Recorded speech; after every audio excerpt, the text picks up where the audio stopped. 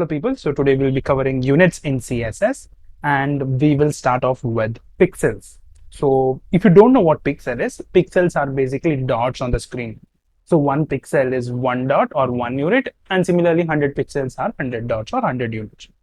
Now these values are absolute values. That means they do not depend upon their parents. That is, if parent has some kind of values, they do not really care about those values. They are independent. Okay, and these are going to appear same on all kinds of screens, be it cell phone or desktop or a large screen for that matter. I'll show you in a second. So simply I have index.html over here and I've connected main.css and I have an h1 that says absolute value pixels. Here what I'm going to do is just select h1 simply, and then I'm going to say font size of, let's say, 45 pixels.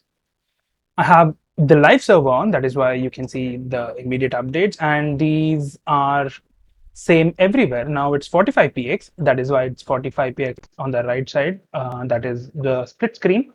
And if I do a full screen, it's same, it's going to be 45px. And for that matter, let me just open the inspect for you, click on the cell phone icon and give it 100%. It's on iPhone SE and you can see that it is still 45 pixels, you can see over here. And to show that it does not actually depend on its parent, so h1 has a parent of body. If you can see the index.html, right? So I'm going to target the body and I am going to say randomly font size of, let's say, 150px for that matter, right? And I'm going to remove this. Your h1 will still be 45px. That means it does not depend on its parent. So to recall, pixels are units that are independent, absolute, they don't depend on their parents, and are going to remain constant in all kinds of screens.